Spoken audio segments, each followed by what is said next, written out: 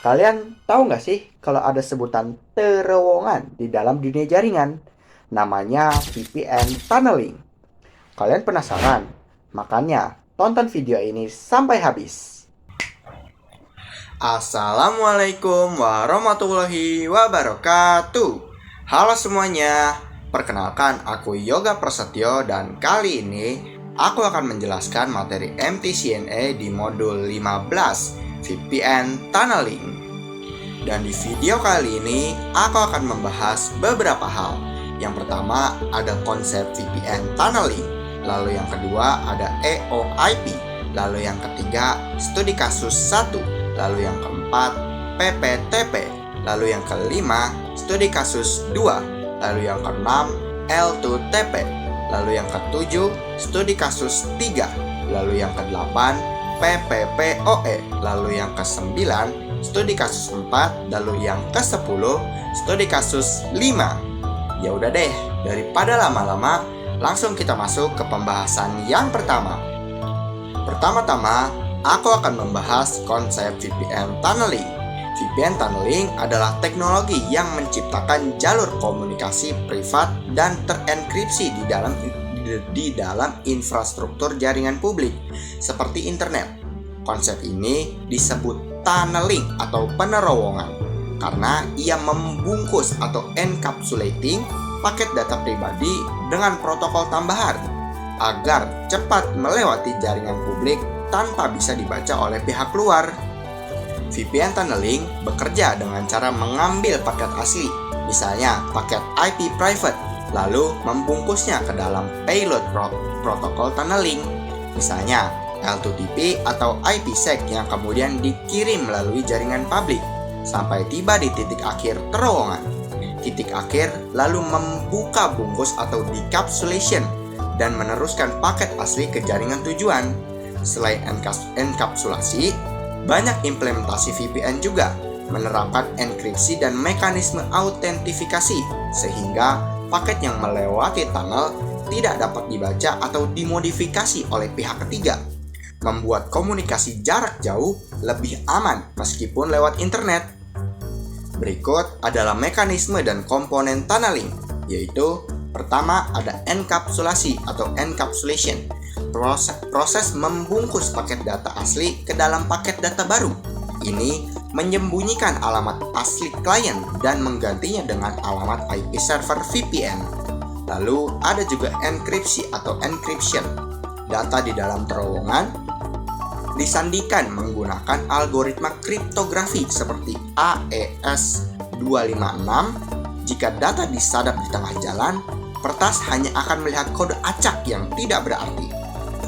Lalu, ada juga protokol tunneling, aturan yang digunakan untuk membangun terowongan. Contoh populer meliputi PPTP, cepat tapi kurang aman. Lalu ada juga L2TP atau IPsec, lebih aman, dan OpenVPN atau WireGuard, standar modern yang sangat cepat dan aman. Lalu, ada juga titik ujung atau endpoints. Terowongan memiliki dua titik utama, yaitu perangkat klien PC atau HP sebagai pintu masuk dan server VPN sebagai pintu keluar menuju internet atau jaringan kantor. Lalu, ada juga autentifikasi. Sebelum terowongan terbentuk, server akan memverifikasi identitas klien untuk memastikan hanya pengguna sah yang bisa mengakses jalur privat tersebut. Jenis VPN tunneling adalah 1. Site-to-site VPN, menghubungkan dua jaringan berbeda melalui internet. Contoh, kantor pusat dengan kantor cabang. Kelebihannya, stabil untuk komunikasi antar kantor dan juga dapat menghubungkan banyak perangkat sekaligus. Lalu yang kedua ada Remote Access VPN. Digunakan pengguna untuk mengakses jaringan kantor dan dari lokasi jauh. Contohnya, karyawan bekerja dari rumah. Kelebihannya fleksibel dan juga dapat diakses dari mana saja. Lalu ada juga yang ketiga, Client to Site VPN, yaitu klien langsung terhubung ke VPN. Biasanya menggunakan TP-TP, L2TP, atau OpenVPN. Terdapat beberapa protokol VPN tunneling, yaitu 1. ada EOIP, lalu yang kedua ada PPTP, lalu yang ketiga ada L2TP, lalu yang keempat ada PPPoE. Dan selanjutnya, aku akan membahas EOIP. EOIP atau Ethernet over IP adalah protokol eksklusif atau proprietari dari MikroTik yang berfungsi untuk menciptakan terowongan atau tunnel Ethernet di atas koneksi IP. Berbeda dengan VPN yang biasa bekerja di layer 3 atau routing, EOIP bekerja di layer 2 atau data link, yang berarti protokol ini mampu menjembatani atau bridging dua jaringan lokal yang terpisah secara geografis, seolah-olah keduanya terhubung dalam satu kabel fisik atau satu switch yang sama. Dengan EOIP, perangkat di kantor A dapat berkomunikasi dengan perangkat di kantor B menggunakan satu segmen IP LAN yang sama, tanpa perlu melalui proses routing yang rumit. Penjelasan lebih detail soal EOIP yaitu pertama ada pengertian tunneling layer 2 yang membawa frame Ethernet lewat IP, sering dipakai di router OS MikroTik. Cara kerjanya, buat EOIP interface di kedua ujung dengan remote IP plus tunnel ID. Frame Ethernet dibungkus ke payload IP dan dikirim. Lalu, ujung lain dikapsulate dan melepaskan ke LAN. Lalu kegunaannya ada mengangkut VLAN antar site, extend LAN, menggabungkan perangkat layer 2 seperti kamera, printer, server di lokasi yang berbeda, dan juga sebagai lab praktikum. Lalu, untuk kelebihannya yaitu transparan untuk layer 2, VLAN atau ARP atau broadcast, dan juga mudah di bridge. Namun kekurangannya yaitu proprietary, umumnya tanpa enkripsi, dan juga menambahkan overhead atau MTU. Broadcast bisa membebani link dan tidak cocok langsung lewat internet tanpa lapisan keamanan tambahan. Dan selanjutnya, aku akan membahas studi kasus 1, menghubungkan router di kantor pusat dengan router di kantor cabang menggunakan EOIP. Jadi, di studi kasus 1 ini ada sebuah perusahaan yang sudah lumayan besar, dan perusahaan ini memiliki kantor pusat dan kantor cabang yang letak geografis masing-masing kantor terletak cukup jauh. Misalkan, kantor pusat berada di Jakarta Timur dan kantor cabang ada di Semarang. Dan kita ingin lokal dari kantor pusat dan lokal dari kantor cabang bisa saling berkomunikasi, seperti saling mengirim data perusahaan ataupun yang lainnya. Jika kita menggunakan layanan infrastruktur seperti kabel fiber optik maupun wireless, akan memakan biaya yang cukup besar. Oleh karena itu, di studi kasus ini, kita akan menggunakan VPN tunneling dengan protokol EOIP. Syarat dari penggunaan protokol ini adalah kedua kantor ini menggunakan net router MikroTik yang sama, dan masing-masing dari klien harus menggunakan IP network yang sama. Dan sekarang, aku akan mempraktekkan cara konfigurasi studi kasus 1 dengan menggunakan EOIP. Di sini, aku sudah menyiapkan topologi seperti ini, dan di sini aku juga menggunakan dua router dengan nama router yang pertama yaitu router pusat, dan lalu yang kedua adalah router cabang. Dari masing-masing router memiliki satu lokal berupa satu VPC, dan nama dari masing-masing VPC-nya adalah VPC 1 dan VPC 2. Lalu ada juga network dengan type Cloud NAT agar kita bisa mendapatkan IP kelas A seperti ini. Dan di sini aku sudah menuliskan beberapa node IP address. Untuk node 10.0.137.18/24 ini adalah IP address DHCP yang kita dapatkan pada router pusat. Lalu untuk 10.0.137.133/24 adalah IP DHCP yang kita dapatkan pada router cabang. Lalu untuk 192.168.10.0/24 ini adalah network untuk kedua VPC ini. Dan untuk 192.168.10.3/24 ini adalah IP yang akan kita gunakan untuk VPC 1. Dan untuk 192.168.10.4/24 adalah IP yang akan kita gunakan pada VPC 2. Setelah itu, kita hubungkan PC kita dengan Pinet Lab ini agar bisa login ke Winbox. Caranya, klik search, lalu ketikkan command prompt,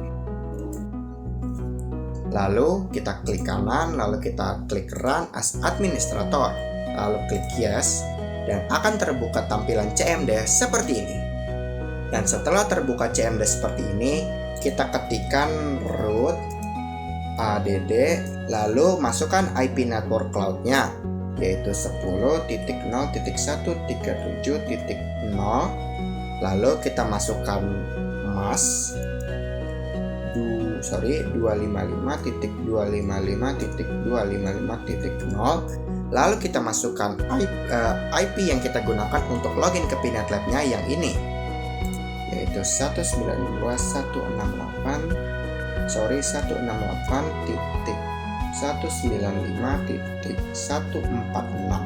Lalu kita klik enter. Dan jika muncul pesan oke seperti ini, itu tandanya kita berhasil.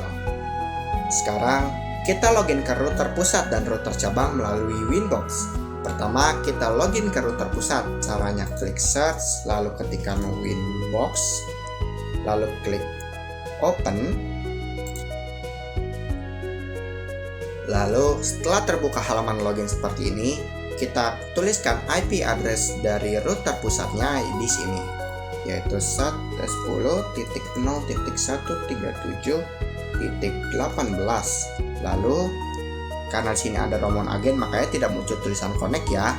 Kita klik di sini saja. Lalu setelah muncul tulisan connect seperti ini, kita klik connect.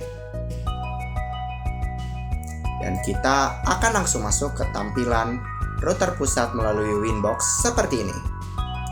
Lalu sekarang kita coba login ke router cabang melalui Winbox. Caranya masih sama seperti tadi. Klik search, ketik Winbox. Lalu setelah terbuka seperti ini, kita ketikkan 10.0.137.1133, dimasukkan IP address router cabangnya di sini, lalu klik connect. Dan kita akan langsung login ke router cabang melalui Winbox. Dan sekarang kita ganti identity atau hostname dari masing-masing router. Pertama, kita ganti hostname dari router cabang. Caranya buka Winbox router cabang, lalu klik sistem, lalu klik identity. Di sini kita ketikkan R cabang, lalu klik apply dan klik OK. Lalu kita ganti juga hostname untuk router pusat. Caranya buka Winbox router pusat, lalu kita klik sistem, klik identity, lalu kita ganti namanya menjadi R strip pusat, lalu klik apply dan klik OK. Sekarang kita ubah IP address, root, dan DNS dari masing-masing router menjadi static. Pertama, kita disable DHCP client, root list, dan DNS untuk router pusat. Caranya klik. Pertama kita buka Winbox router pusat, lalu klik IP, lalu klik DHCP client, lalu di sini kita pilih yang ini, lalu kita klik disable. Lalu kita klik IP lagi, lalu klik routes, dan pastikan di bagian root list ini kosong. Lalu kita pastikan juga IP DNS-nya kosong dengan cara ketikkan IP. Nah teman-teman, karena kita sudah terlanjur keluar dari routernya seperti ini, karena kita tadi men-disable DHCP client-nya, maka kita close saja.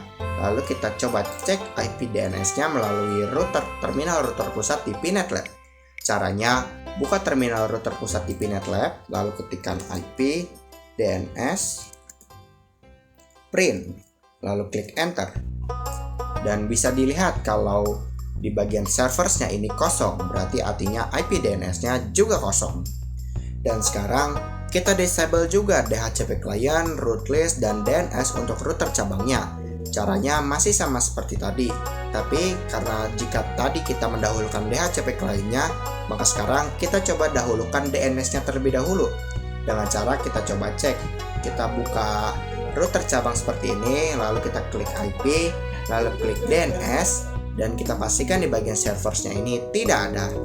Lalu kita buka sekarang ke IP DHCP client dengan cara klik IP, lalu klik DHCP client, dan di sini kita pilih yang ini, lalu klik disable. Lalu kita coba cek root listnya dengan cara klik IP lalu klik routes dan pastikan di sini sudah tidak ada.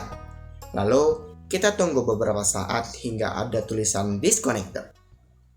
Nah, setelah muncul tampilan seperti ini, itu artinya kita sudah disconnected pada router cabang. Kita close saja. Lalu sekarang kita coba cek sekali lagi untuk memastikan bahwa IP address, root list, dan DNS-nya sudah tidak ada melalui terminal dari masing-masing router. Cara pertama kita coba cek di router pusat. Caranya buka Pinet Lab, lalu buka terminal router pusat, lalu ketikkan IP address print. Dan di sini sudah tidak ada ya. Lalu kita klik kita ketik lagi IP root print, IP root print, lalu klik enter dan di sini juga sudah tidak ada. Kita cek sekali lagi dengan mengetikkan IP DNS print, lalu klik enter dan di bagian serversnya ini juga sudah tidak ada. Sekarang kita coba cek di router cabang. Caranya masih sama seperti tadi. Buka terminal router cabang, lalu ketikkan IP address print, lalu klik enter dan di sini sudah tidak ada. Lalu kita coba cek rootnya, IP root print, lalu enter dan di sini juga sudah tidak ada. Lalu kita coba cek DNS-nya dengan cara ketikkan IP DNS print. Lalu di bagian serversnya juga sudah tidak ada. Dan bisa dilihat dari percobaan kita tadi bahwa ketiga parameter dari kedua router ini sudah kosong semua. Sekarang kita buatkan IP address, root, dan DNS secara statik di kedua router ini. Pertama, kita buatkan IP address pada router pusat. Caranya buka terminal router pusat lalu ketikkan IP address lalu enter, lalu kita ketikkan add address lalu kita isi. Misalnya aku menggunakan 10.1.1.51.24 lalu interface sama dengan ether 1. Untuk IP address-nya kalian bebas untuk mengubah angka belakangnya apa, tapi untuk interface-nya kalian harus menaruhnya di ether 1 ya. Lalu kita klik enter. Lalu kita coba cek dengan cara mengetikkan print lalu klik enter dan bisa dilihat kalau penambahan IP-nya sudah berhasil. Lalu kita coba ketikkan IP root. Kita kembali terlebih dahulu ke direktori awal, lalu ketikkan IP root print lalu klik enter.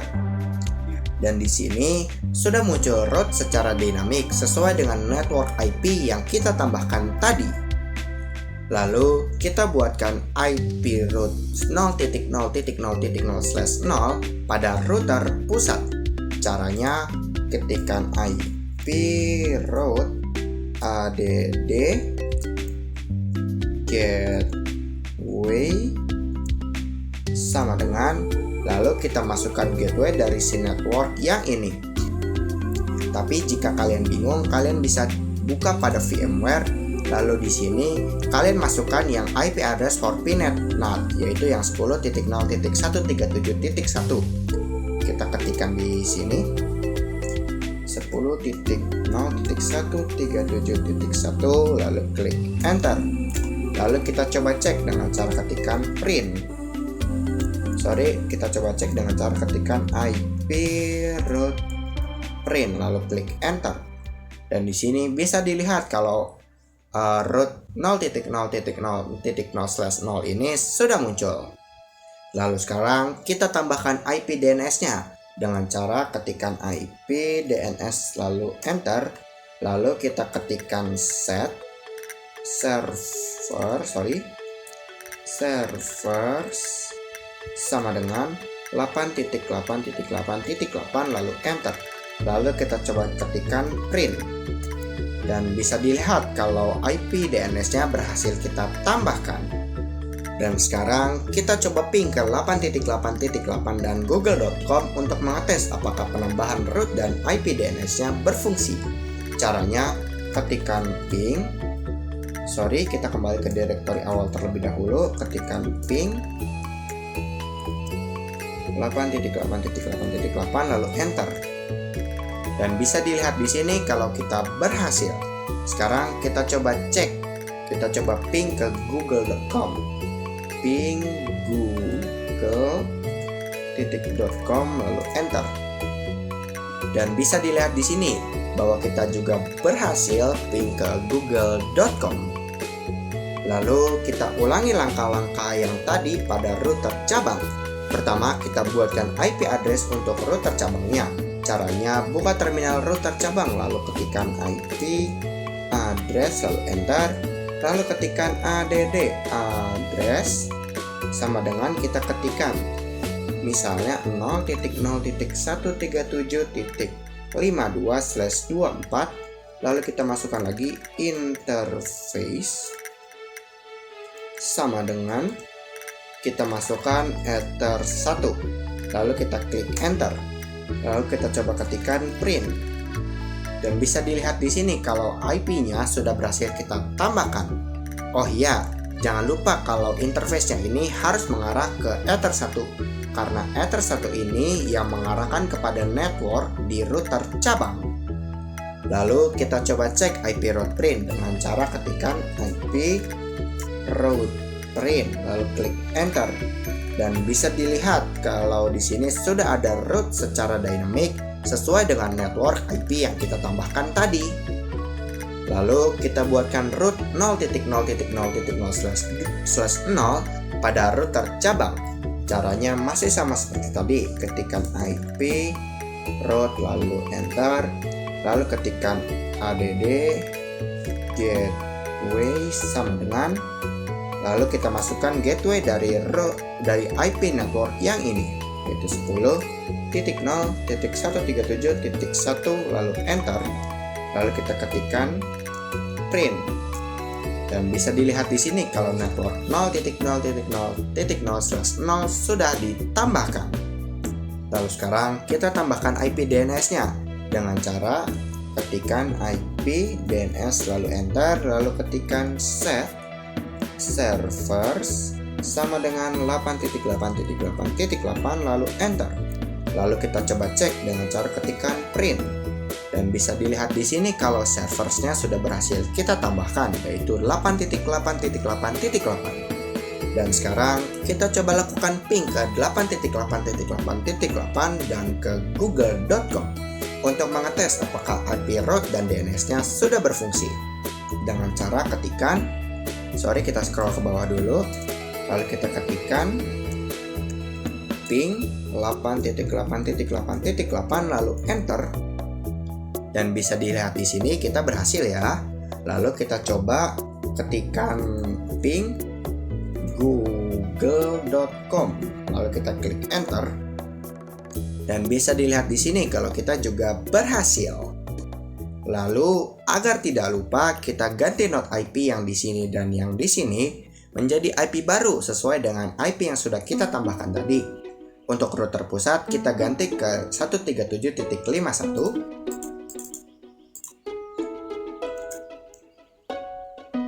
Lalu untuk router cabang kita ganti ke 137.52. Lalu sekarang kita login lagi ke Winbox dengan menggunakan IP yang baru, yaitu 10.0.137.51. Yang di sini 52. Sekarang kita lakukan konfigurasi EOIP tunnel.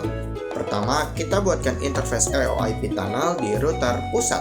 Caranya buka router pusat seperti ini, lalu kita klik interface, lalu klik new. Lalu kita pilih yang EOIP tunnel. Lalu di bagian name-nya kita bebas untuk menamainya. Tapi sebagai contoh, aku akan menamainya EOIP to cabang. Lalu di bagian remote address-nya ini kita isi dengan IP static router cabang, yaitu 10.0.137.52. Lalu di bagian tunnel ID di sini kita samakan untuk router cabang nanti. Sebagai contoh, aku akan menggunakan 1000. Lalu kita klik apply dan klik OK. Lalu sekarang kita buatkan EOIP tunnel pada router cabang. Caranya masih sama seperti tadi. Buka Winbox router cabang, lalu klik interface, lalu klik new, lalu klik EOIP tunnel. Lalu di bagian nama kita bebas menamainya. Sebagai contoh, aku akan menamainya EOIP strip tunnel strip to strip pusat. Lalu di bagian remote address-nya kita isi dengan IP static router pusat, yaitu 10.0.137.51. Lalu tunnel ID-nya kita samakan dengan konfigurasi EOIP tunnel yang tadi, yaitu 1000. Lalu klik apply dan klik OK. Dan sekarang kita coba lakukan ping dari router cabang ke router pusat. Caranya, buka Winbox router cabang, lalu klik new terminal, lalu ketikkan ping, lalu kita masukkan IP si router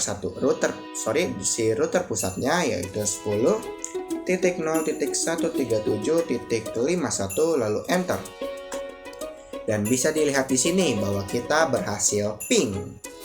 Dan karena tadi kita sudah menghubungkan router pusat dengan router cabang, sekarang kita coba hubungkan VPC 1 dengan VPC 2 dengan menggunakan bridge.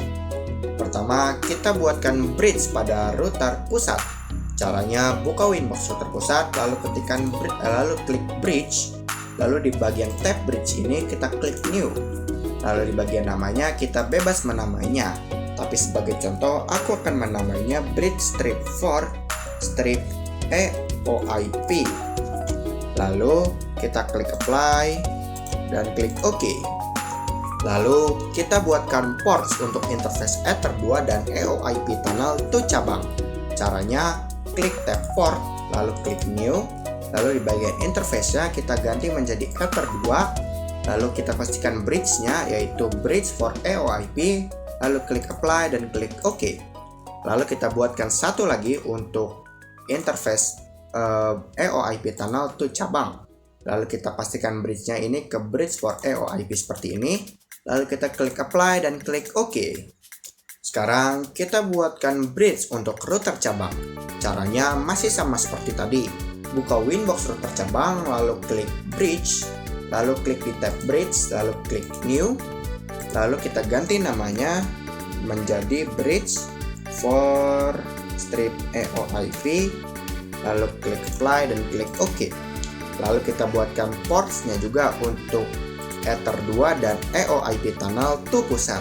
Caranya masih sama seperti tadi. Klik di tab port, lalu klik new. Lalu kita ganti interface-nya menjadi Ether 2. Dan bridge-nya kita pastikan mengarah ke bridge for EOIP. Lalu klik apply dan klik OK. Lalu kita buatkan lagi untuk EOIP tunnel to pusat.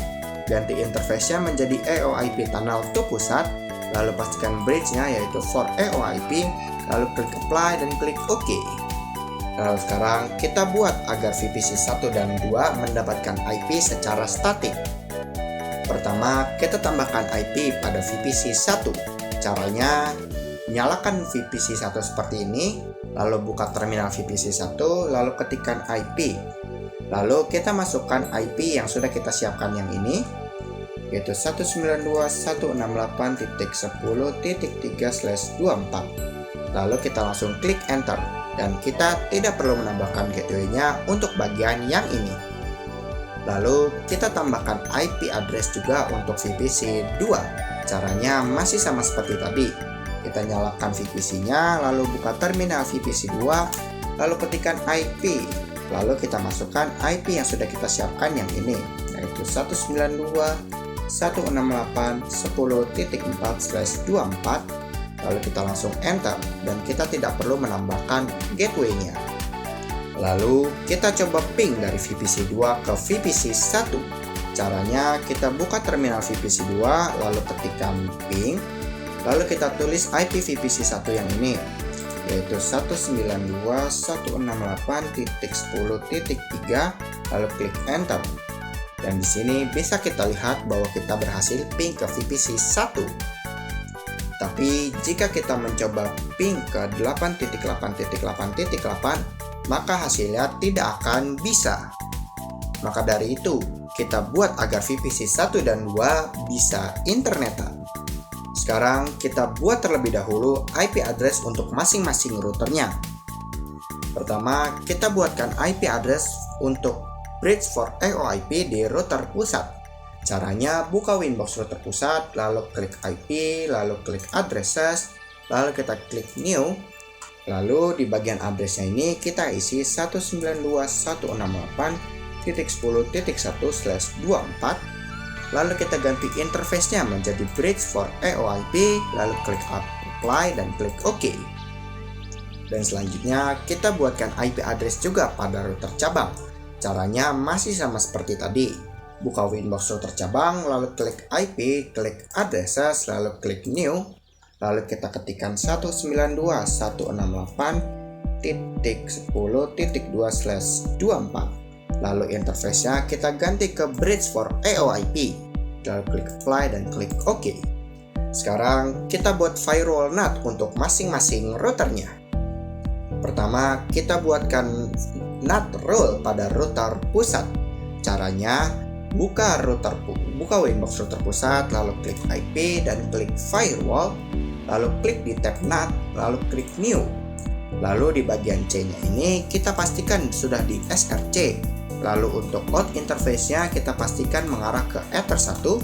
Lalu untuk action-nya kita ganti menjadi masquerade. Lalu klik apply dan klik OK. Lalu kita buatkan juga NAT role di router cabang. Caranya masih sama seperti tadi. Kita buka Winbox router cabang, lalu klik IP, lalu klik firewall, lalu klik di tab NAT, lalu klik new.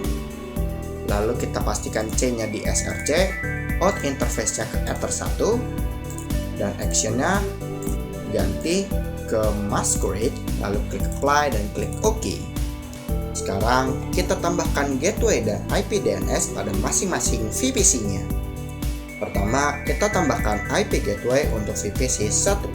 Caranya, kita ketikkan IP, lalu ketikkan IP untuk VPC 1 yang sudah kita tetapkan, yaitu 192.168.10.3/24. Lalu kita masukkan gateway-nya, yaitu berupa IP address pada interface bridge for AOIP di router 1, yaitu 192.168.10.1, lalu klik enter. Lalu kita tambahkan IP DNS-nya dengan cara ketikkan IP DNS 8.8.8.8. Lalu kita coba cek dengan cara ketikkan show IP, lalu klik enter.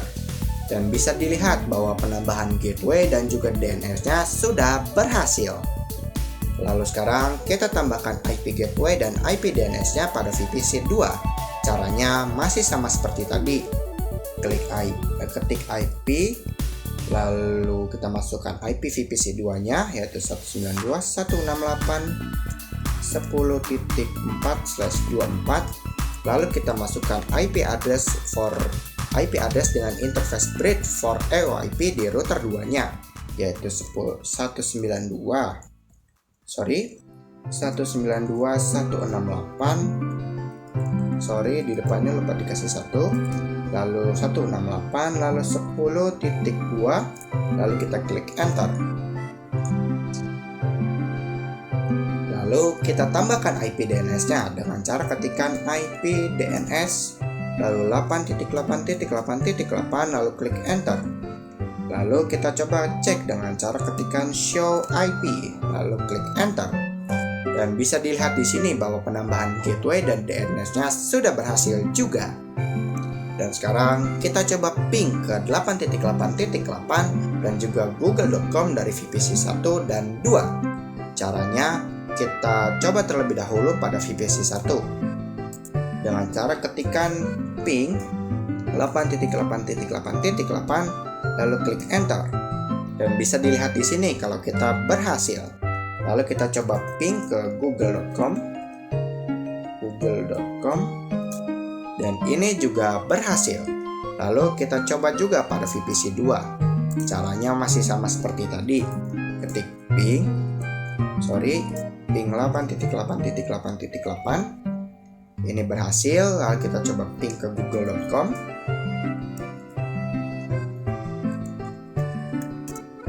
Dan ini juga berhasil. Dan itulah akhir dari studi kasus 1. Dan selanjutnya, aku akan membahas PPTP. PPTP atau Point to Point Tunneling Protocol adalah salah satu protokol VPN tertua dan paling sederhana yang digunakan untuk menciptakan jalur komunikasi yang aman di atas jaringan publik. Dikembangkan oleh konsorsium yang dipimpin oleh Microsoft. Protokol ini bekerja dengan cara membungkus paket data PPP atau Point to Point Protocol ke dalam paket IP yang menggunakan teknologi enkapsulasi GRE atau Generic Routing Encapsulation.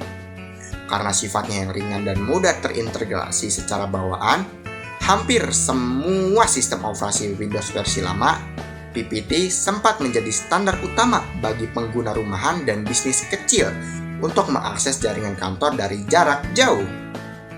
Penjelasan lebih detail soal PPTP yaitu pengertiannya, tunneling PPP melalui GRE plus kontrol di TCP 1723, supported luas di klien lama. Lalu cara kerjanya, PPP dibungkus, lalu autentifikasi PPP dilakukan, dan juga payload dikirim melalui GRE. Lalu koneksi dikendalikan lewat TCP 1723. Lalu kegunaannya, legasi remote access dengan kompatibilitas tinggi. Lalu kelebihannya, mudah dikonfigurasi, klien bawaan di OS lama.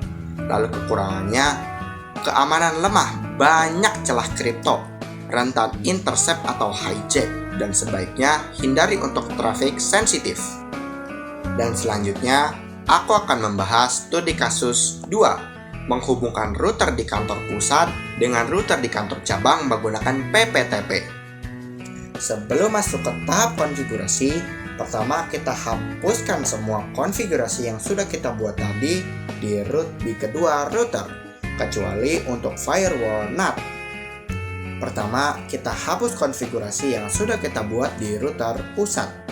Caranya, buka Windows router pusat, lalu klik interface, lalu pilih yang bridge dan juga yang EOIP tunnel, lalu kita klik remove. Lalu kita ke bagian bridge, lalu di tab port ini kita pilih semuanya.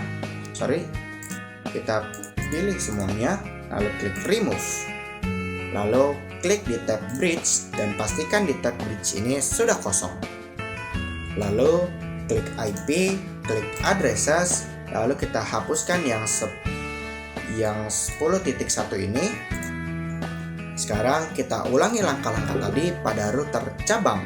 Caranya, buka Windows router cabang, lalu klik interface, kita hapus yang bridge dan EOIP ini, lalu kita buka pada bridge, lalu pastikan di tab bridge ini sudah kosong, lalu kita ke tab port, kita pilih semuanya, lalu kita klik remove, lalu kita ke tab IP address, lalu kita hapuskan yang 10.2 ini, dan kita sudah menghapus semua konfigurasi yang sudah kita buat tadi.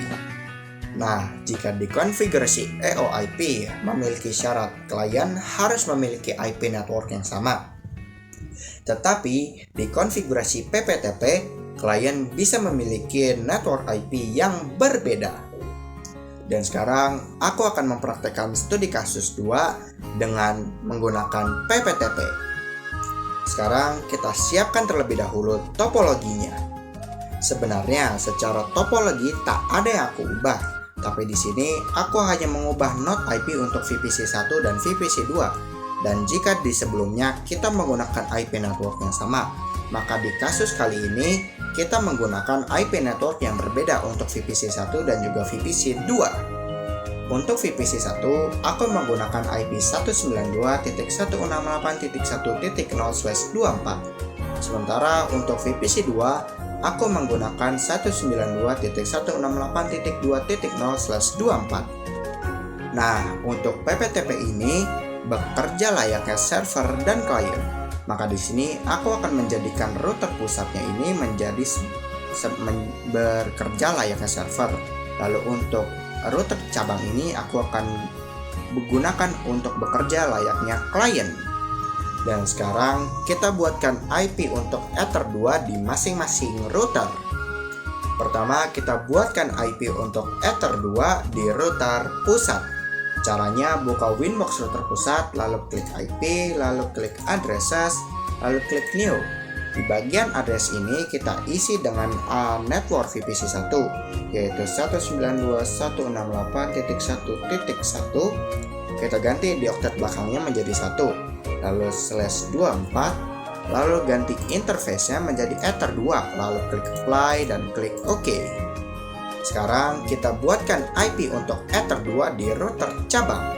Caranya masih sama seperti tadi. Klik IP, klik addresses, lalu klik new.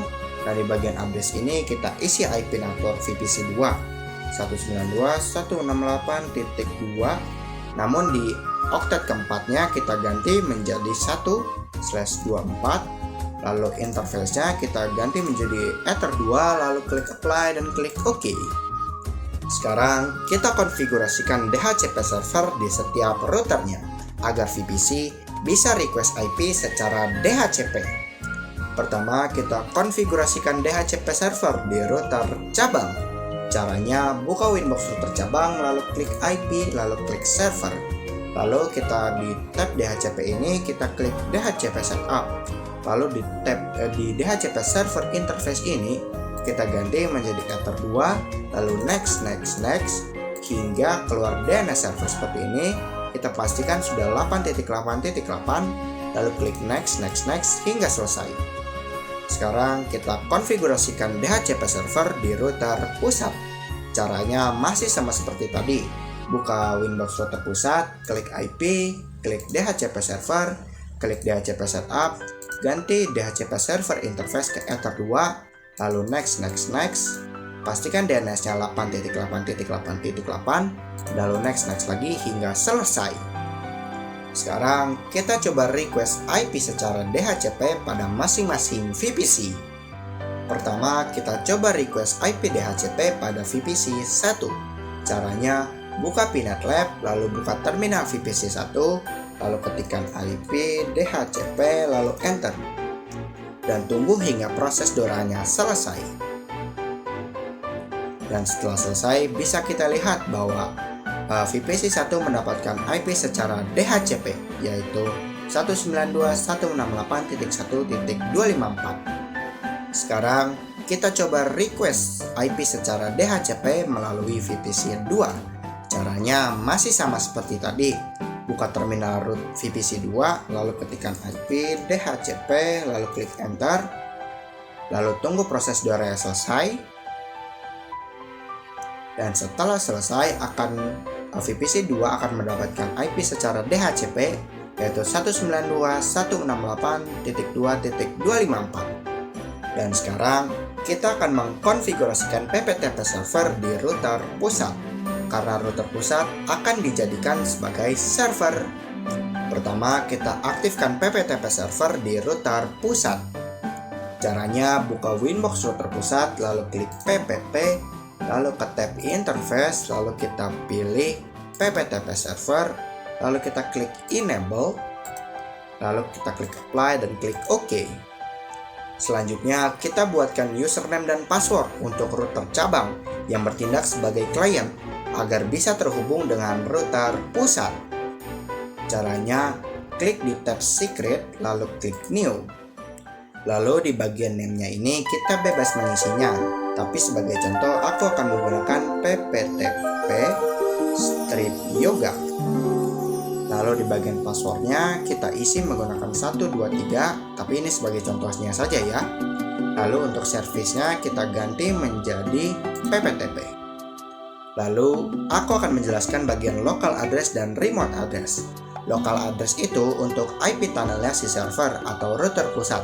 Sementara untuk remote address itu adalah IP tunnel untuk si klien atau si router cabang. Jadi di bagian local address bisa kita isi misalnya 10.10.10.1, Lalu untuk remote address-nya bisa kita isi misalnya 10.10.10.2. Lalu kita klik apply dan klik OK. Dan sekarang kita akan mengkonfigurasikan PPTP client di router cabang. Karena router cabang akan kita jadikan sebagai client. Caranya buka Winbox router cabang, lalu klik PPP, lalu klik di tab interface, lalu kita klik new, lalu kita klik PPTP client, lalu klik di tab dial out. Lalu di bagian connect to, di sini kita isikan IP address router 1 yaitu 10.0.137.51. Lalu di bagian usernya ini kita isikan pptp strip yoga. Lalu passwordnya kita isikan 123. Lalu di bagian profile kita pastikan di default, karena di pengaturan PPTP servernya tadi kita mengatur profilnya ke default. Lalu kita klik apply dan klik OK. Dan jika ada tulisan merah seperti ini, itu bukan berarti gagal ya, tapi ini adalah peringatan bahwa protokol ini kurang aman dibandingkan dengan protokol yang lain. Sekarang kita coba cek di IP address dan route list apakah konfigurasinya sudah muncul di kedua routernya. Pertama kita coba cek di router pusat. Caranya buka Winbox router pusat, lalu klik IP, lalu klik addresses, dan di sini sudah muncul yaitu yang PPTP yoga ini atau yang 10.1 ini. Lalu kita klik IP, lalu klik route, dan di sini juga sudah muncul yaitu yang ini. Lalu kita coba cek juga di router cabang. Caranya masih sama seperti tadi. Buka Winbox router cabang, klik IP, klik addresses, dan sudah muncul juga yaitu yang ini. Lalu kita coba cek juga di routes. Caranya klik IP, klik routes, dan di sini juga sudah muncul yaitu yang ini. Lalu sekarang kita coba ping dari PPTP server ke PPT client ataupun sebaliknya. Pertama kita coba ping dari PPTP server ke PPTP client. Caranya buka Winbox router pusat, lalu klik new terminal. Lalu kita ketikkan ping 10.10.10.2 lalu klik enter. Dan bisa dilihat di sini kalau kita berhasil. Lalu kita coba juga ping dari PPT client ke server. Caranya masih sama seperti tadi. Buka Winbox router cabang, lalu klik new terminal, lalu ketikkan ping 10.10.10.1, lalu klik enter. Dan bisa dilihat juga kalau kita berhasil. Tapi jika kita mencoba IP route print,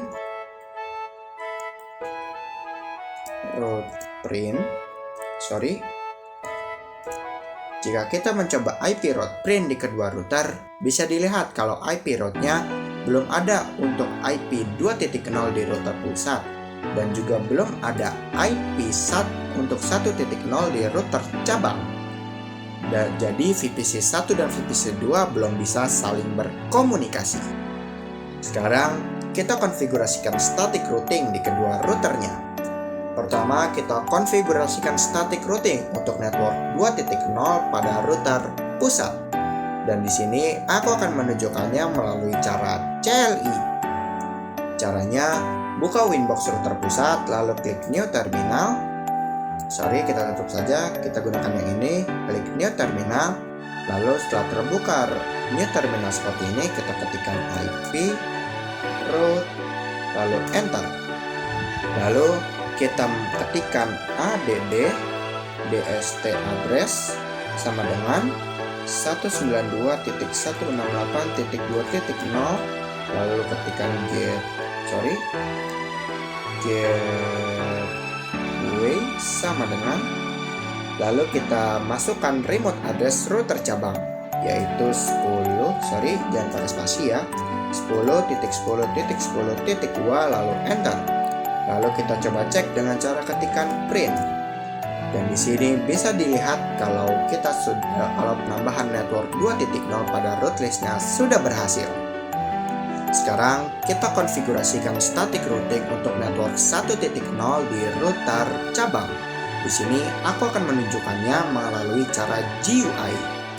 Caranya buka Windows router cabang seperti ini, lalu klik IP, lalu klik Routes, lalu klik New. Lalu di bagian BST address-nya kita isi network 192.168.1.0-nya,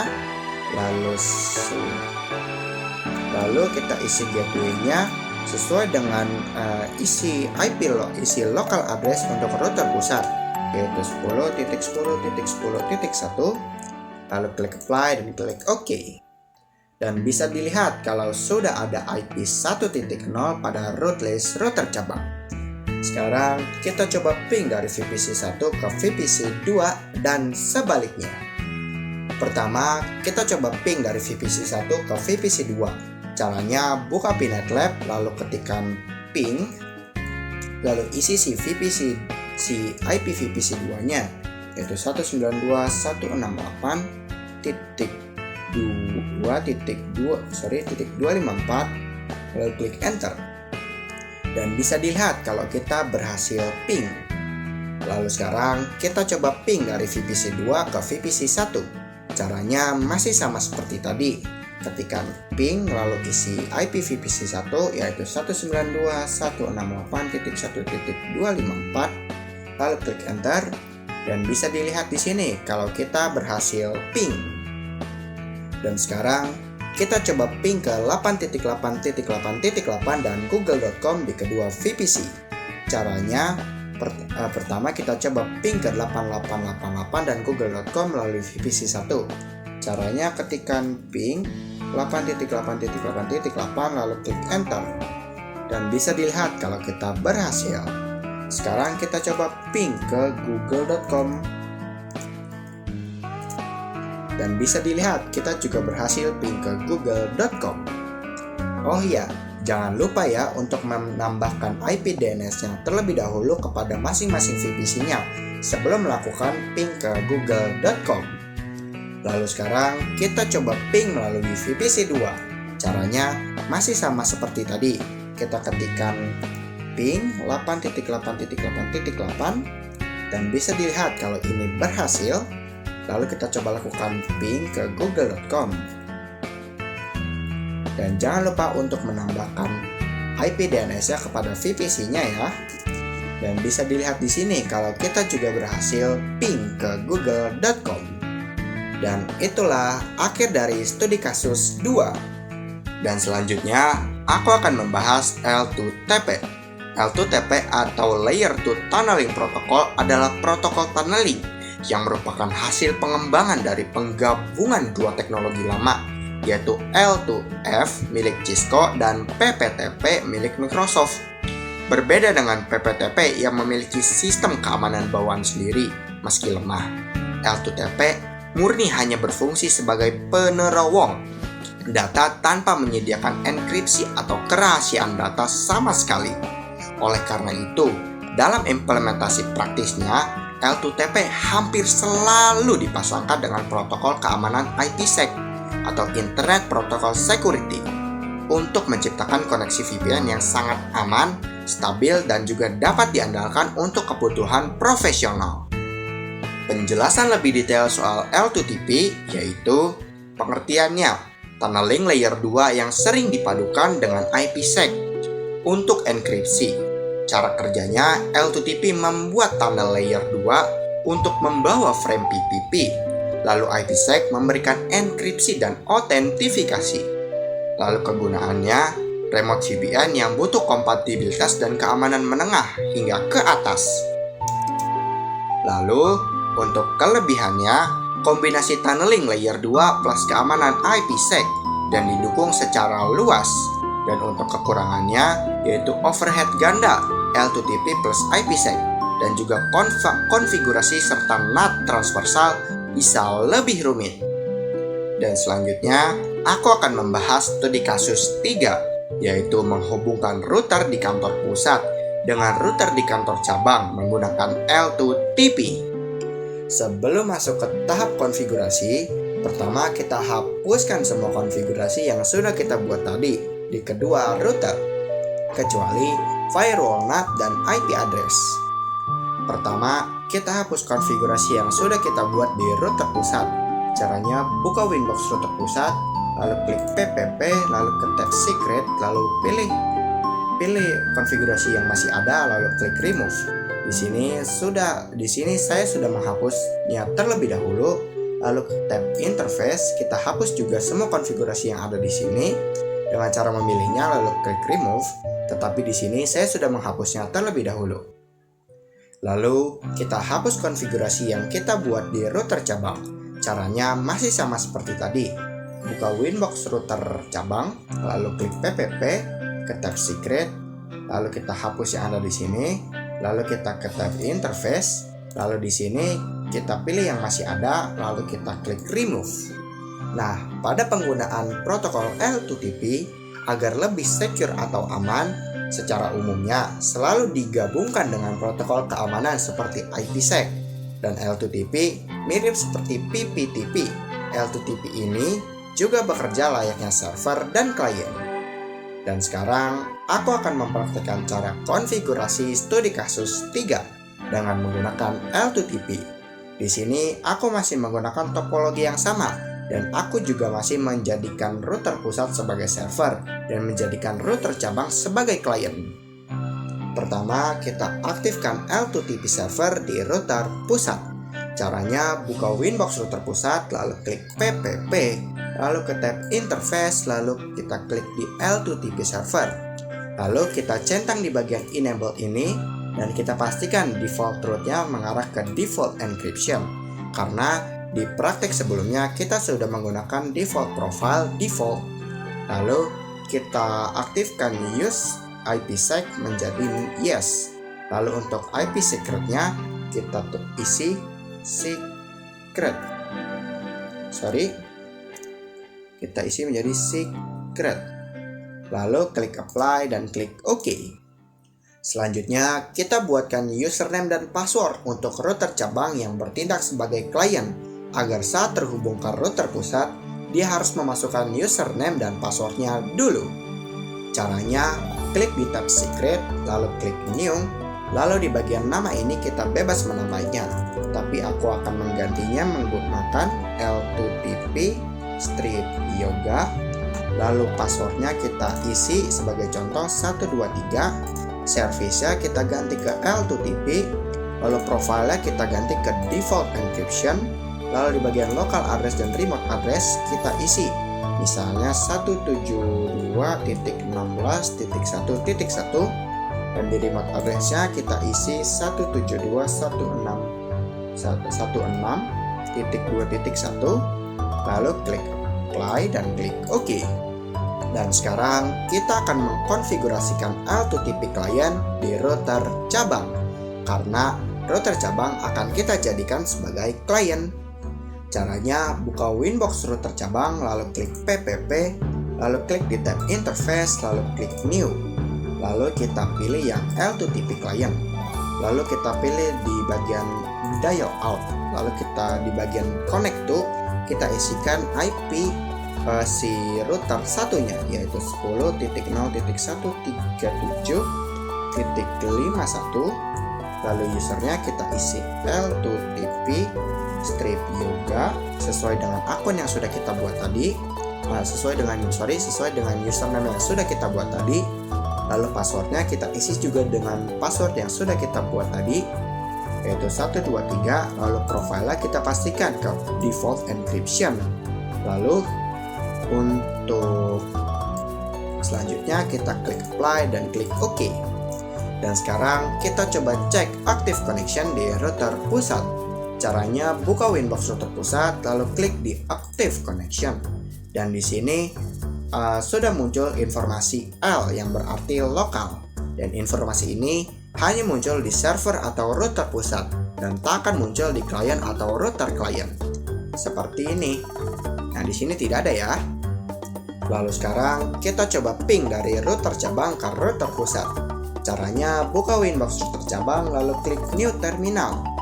Lalu kita ketikkan ping 1, lalu kita ketikkan local address dari router pusat, yaitu 172.1.1. 1.16.1.1 lalu klik enter. Dan bisa dilihat kalau kita berhasil.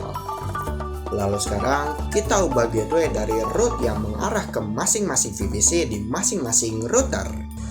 Pertama, kita ubah root network 2.0 di router pusat. Caranya buka Winbox router pusat, lalu klik IP, klik routes, lalu di bagian network yang 2.0 ini kita buka, lalu di bagian gateway-nya kita ganti menjadi remote address dari router cabang, yaitu 172.16.2.1, lalu klik apply dan klik OK. Lalu routing flag-nya ini yang tadi bertuliskan IUSH akan berganti menjadi AS seperti ini. Lalu kita ubah root network 1.0 di router cabang. Caranya masih sama seperti tadi. Buka router cabang, lalu klik IP, lalu klik routes. Lalu di bagian routing flag yang ius ini kita buka. Kita ganti gateway-nya menjadi 172.16.1.1 dan gateway-nya ini adalah local address dari router pusat. Lalu kita klik apply dan klik OK. Lalu setelah itu routing flag-nya dari yang tadi bertuliskan ius akan berganti menjadi AS seperti ini. Lalu kita coba lakukan ping dari VPC 1 ke VPC 2 ataupun sebaliknya. Pertama kita coba lakukan ping dari VPC 1 ke VPC 2. Caranya buka terminal router 1, lalu ketikkan ping, lalu kita isi IP VPC 2-nya yaitu 192.168.2.254. Lalu klik enter. Dan bisa dilihat di sini kalau kita berhasil.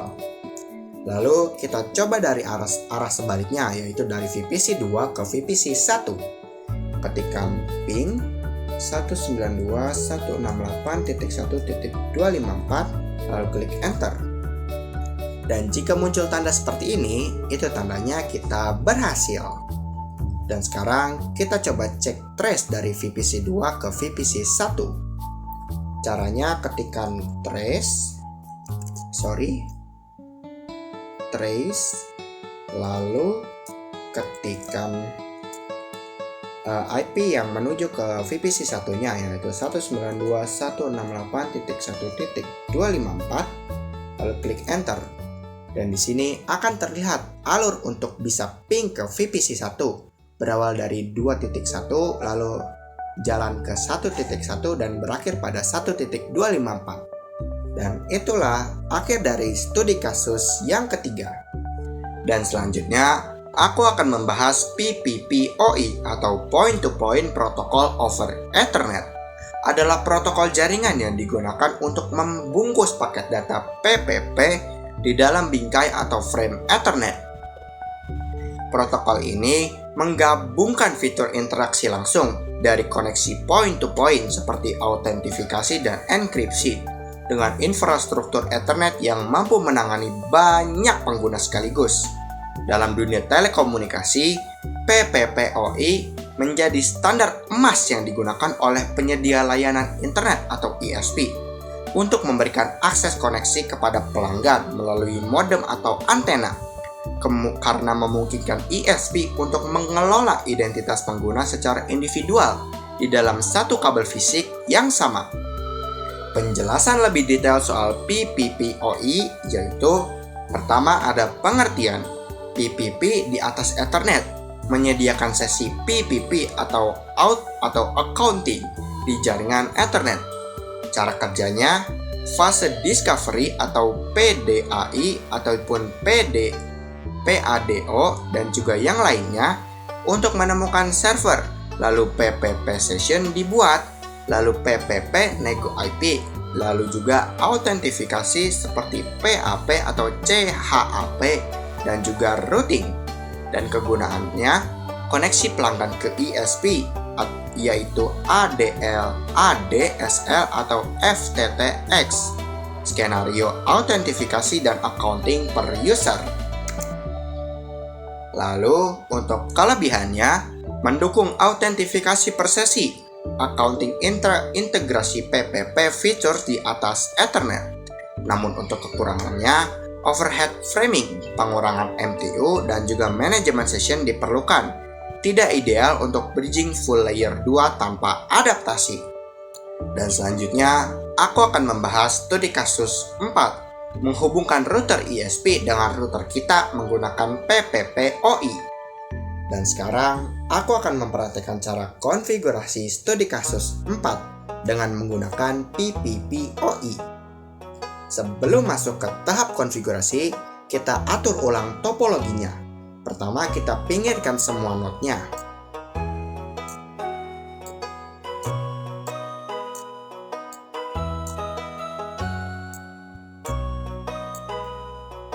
Lalu, setelah kita pinggirkan semua node-nya, kita putuskan kabel dari router cabang ke ISP, dari VPC 1 ke router pusat, dan juga dari VPC 2 ke router cabang.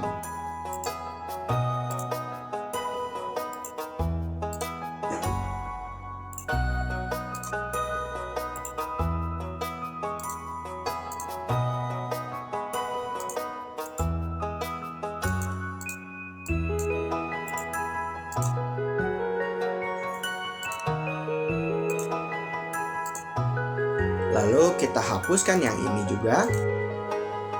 Lalu kita atur ulang posisi dari router dan juga dari VPC-nya.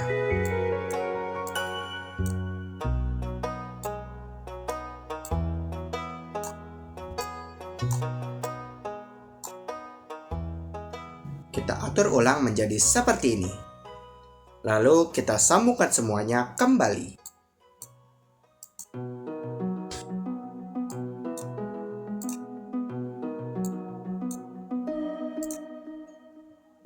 Sekarang kita ganti nama tampilan pada masing-masing routernya di tampilan PNet. Caranya, kita ganti terlebih dahulu pada router pusatnya ini menjadi router ISP. Caranya, dekatkan kursor ke router pusat, lalu klik edit yang ini.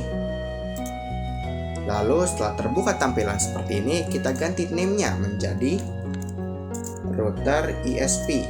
Lalu scroll ke bawah dan klik save. Lalu kita ganti juga router cabangnya ini menjadi router Yoga.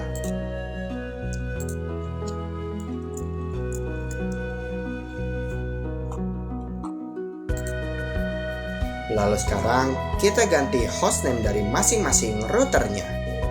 Pertama, kita ganti hostname dari router pusatnya menjadi router ISP. Tapi pertama aku rapikan terlebih dahulu topologinya, aku geser sedikit agar tidak menabrak terminal ini. Lalu untuk caranya kita buka router pusat, lalu ketikkan sistem identity, lalu klik enter, lalu kita klik set name sama dengan, lalu kita tuliskan r/isp, ISP, lalu klik enter. Lalu kita coba cek dengan cara ketikkan print. Dan bisa dilihat di sini kalau hostname-nya sudah berganti menjadi router ISP. Lalu kita ganti juga hostname dari router cabang ini menjadi router Yoga. Caranya masih sama seperti tadi. Ketikkan sistem identity, lalu klik enter, lalu kita ketikkan set name sama dengan, kita ketikkan r/yoga, lalu enter, lalu kita coba ketikkan print. Dan bisa dilihat di sini kalau hostname-nya sudah berganti menjadi router Yoga. Lalu jika kalian bingung kenapa namanya di sini masih router pusat dan router cabang, ini karena kita belum menutup dan membuka kembali terminalnya. Kita coba tutup terlebih dahulu, lalu kita buka kembali. Dan bisa dilihat kalau di sini sudah berganti menjadi router ISP dan router Yoga. Lalu sekarang kita aktifkan tool Roamon pada masing-masing routernya. Caranya ketikkan, Lalu sekarang kita aktifkan tool Roamon pada masing-masing routernya. Pertama, kita aktifkan tool Roamon pada router ISP. Caranya, buka terminal router ISP, lalu ketikkan tool Roamon, lalu klik enter. Lalu kita ketikkan set enable sama dengan Yes, lalu klik enter. Lalu aktifkan juga tool Romon pada router Yoga. Caranya masih sama seperti tadi. Ketikkan tool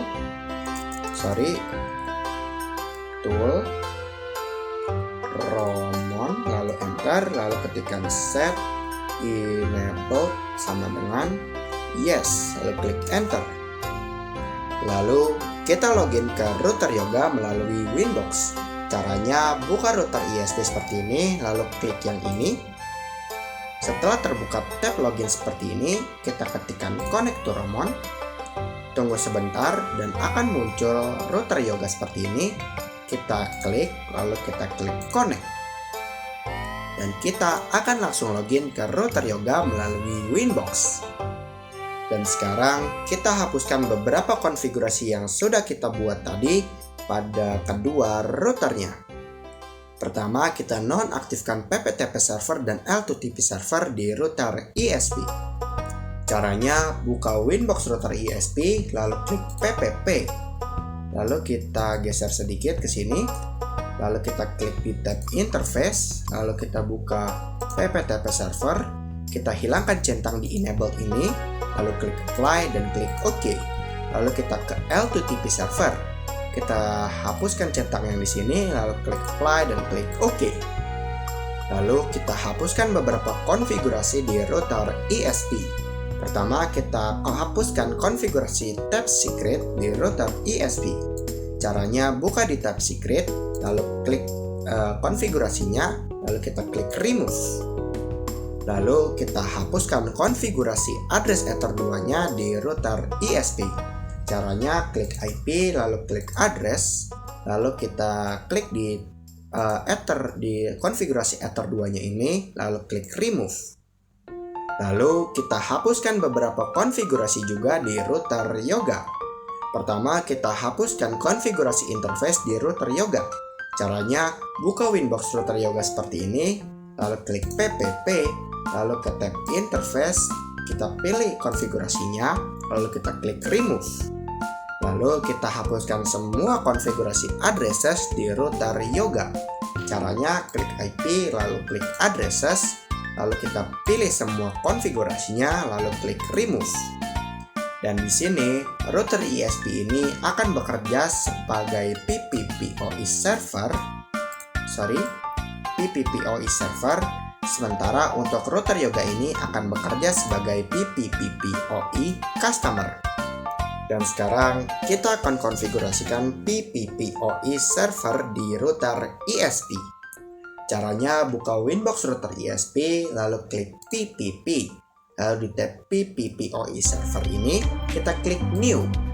Lalu di bagian service name, kita bisa bebas menamainya. Tapi sebagai contoh, aku akan menamainya service PPPoE strip yoga. Lalu untuk interface-nya, kita ganti menjadi ether 2, lalu klik apply dan klik OK. Selanjutnya, kita buatkan username dan password untuk router Yoga yang bertindak sebagai klien. Agar saat terhubung ke router ISP, dia harus memasukkan username dan passwordnya dulu. Caranya, klik di tab secret, lalu klik new, lalu di bagian name ini kita bebas menamainya. Sebagai contoh, aku akan menamainya PPPoE strip yoga. Lalu passwordnya kita bebas mengisinya juga.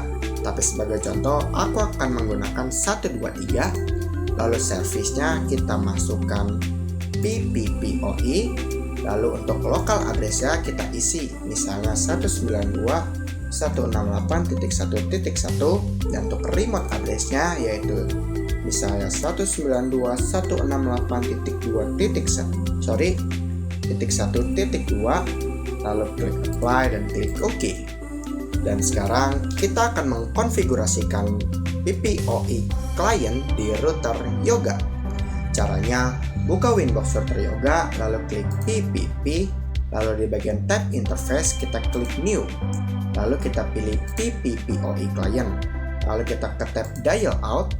Lalu di bagian usernya ini kita isi PPPoE strip yoga. Lalu passwordnya kita isi sesuai dengan passwordnya 123. Lalu di bagian Use Peer DNS kita centang agar router Yoga bisa otomatis internetan. Lalu klik Apply dan klik OK. Lalu sekarang kita coba cek addresses di router Yoga. Caranya klik IP lalu klik addresses dan bisa dilihat di sini kalau sudah ada IP-nya secara otomatis. Dan sekarang kita coba ping ke router ISP dan ke 8.8.8.8 melalui router Yoga. Pertama kita coba ping ke router ISP terlebih dahulu, yaitu caranya buka new terminal seperti ini, lalu ketikkan ping 192.168.1.1 lalu klik enter. Dan bisa dilihat di sini kalau kita berhasil. Lalu kita coba ping ke 8.8.8. Dan bisa dilihat di sini juga kalau kita sudah berhasil ping ke 8.8.8.8. Dan sekarang kita akan membuat kedua VPC ini bisa internetan. Pertama, kita buatkan bridge-nya terlebih dahulu. Pertama, kita buatkan bridge-nya di router Yoga. Caranya buka Winbox router Yoga, lalu klik bridge, kita klik di tab bridge, lalu kita klik new. Di bagian name-nya kita bebas mengisinya, tapi sebagai contoh aku akan menggunakan bridge strip for strip PPPoE. Lalu kita klik apply dan klik OK. Lalu kita buatkan ports untuk Ether yang mau kita gabungkan. Sebagai contoh, aku ingin menggabungkan Ether 2 dan 3. Caranya klik di tab port, lalu klik new. Lalu di bagian interface-nya kita ganti ke Ether 2 dan pastikan bridge-nya sudah mengarah pada bridge for PPPoE yang tadi kita buat. Lalu klik apply dan klik OK. Lalu kita buat satu lagi untuk Ether 3-nya. Caranya masih sama seperti tadi, klik new, klik juga di add, diganti interface-nya menjadi Ether 3, pastikan bridge-nya mengarah ke bridge for PPPoE, lalu klik apply dan klik OK. Lalu kita buatkan IP address-nya dengan cara ketikkan IP addresses, lalu klik new, lalu di bagian address-nya ini kita isi misalnya 10.30.30.1/24. Lalu di bagian interface-nya ini kita arahkan ke bridge for PPPoE. Sorry, ternyata ini belum aku kasih strip ya. Strip 24 lalu interface-nya ke bridge for PPPoE, lalu klik apply dan klik OK. Lalu kita buatkan DHCP server agar VPC-nya bisa request IP secara DHCP. Caranya buka Winbox router Yoga, lalu klik IP, lalu klik DHCP server, dan jika ada konfigurasi yang belum kita hapus di sini, kita pilih lalu kita remove saja, lalu kita klik DHCP setup. Lalu di bagian DHCP server interface-nya ini kita ganti menjadi bridge for PPPoE, lalu kita next, dan pastikan DNS servernya sudah mengarah ke 8.8.8.8, lalu next lagi hingga selesai. Lalu kita coba request IP secara DHCP melalui VPC 1 dan 2. Pertama kita coba di VPC 1. Caranya buka terminal VPC 1 lalu ketikkan IP DHCP lalu klik enter dan tunggu hingga prosesnya selesai. Dan setelah selesai, VPC 1 akan mendapatkan IP secara otomatis. Lalu kita lakukan juga di VPC 2. Caranya buka terminal VPC 2 lalu ketikkan IP DHCP lalu klik enter dan tunggu juga hingga prosesnya selesai. Dan setelah selesai, VPC 2 akan langsung mendapatkan IP secara otomatis.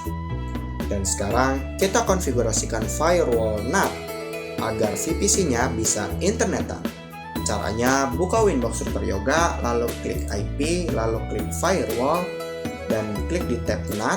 Dan jika masih ada konfigurasi di praktek sebelumnya, kita buka saja. Lalu kita ganti out interface-nya menjadi PPPoE out, lalu klik apply dan klik OK. Lalu kita coba ping ke 8.8.8 dan google.com melalui VPC 1 dan 2. Pertama, kita coba lakukan ping melalui VPC 1. Kita coba terlebih dahulu ping ke 8.8.8. Caranya, buka terminal VPC 1, lalu ketikkan ping 8.8.8.8 lalu klik enter. Dan bisa dilihat di sini kalau kita berhasil ping. Lalu sebelum kita melakukan ping ke google.com, jangan lupa ya untuk menambahkan IP DNS 8.8.8.8 ke VPC-nya. Jika sudah ditambahkan, maka sekarang kita coba ping ke google.com. Ping google.com. Dan jika muncul tanda seperti ini, itu artinya kita berhasil ping.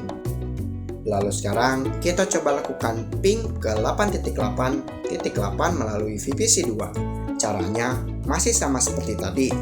Ping 8.8.8.8 lalu klik enter. Dan bisa dilihat di sini kalau kita berhasil. Lalu kita coba ping ke google.com. Tapi jangan lupa ya untuk menambahkan IP DNS 8.8.8.8 ke VPC 2 sebelum melakukan ping ke google.com. Tapi jika sudah ditambahkan, kita langsung saja ping google.com lalu klik enter dan bisa dilihat di sini kalau kita berhasil. Dan itulah akhir dari studi kasus yang keempat. Dan selanjutnya, aku akan membahas studi kasus 5, yaitu limitasi bandwidth pada PPPoE. Dan sekarang, aku akan mempraktikkan cara konfigurasi studi kasus 5. Caranya, klik kanan pada area kosong, lalu klik Node, lalu klik Docker.io, lalu pastikan image-nya ke PNetLab Linux Desktop yang ini. Lalu kita scroll ke bawah. Di bagian ETH1-nya ini kita isikan 10.30.30.50/24. Lalu default root-nya ini kita isi 10.30.30.1. DNS-nya kita isi 8.8.8.8. Lalu untuk primary console-nya kita ganti ke RDP. Lalu kita klik save. Lalu kita hubungkan ke router Yoga. Lalu kita nyalakan. Caranya, buka Winbox router Yoga, lalu klik bridge. Lalu di bagian port kita klik new. Lalu interface-nya kita ganti ke Ether 4. Lalu pastikan bridge-nya ke bridge for PPPoE. Lalu kita klik apply dan klik OK. Sekarang kita konfigurasikan limitasi bandwidth-nya. Caranya, buka Winbox router Yoga lagi, lalu klik PPP, lalu kita klik di tab profile. Lalu karena kita tadi menggunakan profilnya yaitu yang default, maka kita buka yang konfigurasi yang defaultnya. Lalu kita ke tab limit, lalu kita klik red limit, kita masukkan 2M/2M, lalu klik apply dan klik OK. Dan sekarang kita coba buka Docker.io-nya. Caranya, buka PNetLab, lalu kita klik Docker.io, tunggu beberapa saat. Setelah muncul tampilan seperti ini, kita klik connect dan akan langsung muncul tampilan desktop seperti ini. Lalu sekarang kita coba ping ke 8.8.8 melalui Docker. Caranya, klik menu yang ini, lalu ketikkan terminal, lalu akan muncul seperti ini. Kita klik yang Met Terminal. Setelah muncul seperti ini, kita ketikkan ping 8.8.8.8 lalu klik enter. Dan bisa dilihat kalau kita berhasil ping ke 8.8.8.8. Sekarang kita coba lakukan tes speed dengan cara kita klik Chrome kita buka Chrome yang ini. Lalu tunggu beberapa saat. Lalu kita ketikkan speed test. Lalu tunggu beberapa saat lagi. Proses di Docker.io ini memang agak lama ya. Lalu kita buka speed test oleh Okla yang ini. Dan tunggu lagi beberapa saat hingga terbuka. Dan karena ini akan memakan waktu yang cukup lama, saya akan skip prosesnya. Dan setelah terbuka seperti ini, kita klik mulai dan tunggu hingga prosesnya selesai. Dan setelah prosesnya selesai akan muncul seperti ini. Dan itulah akhir dari studi kasus yang kelima.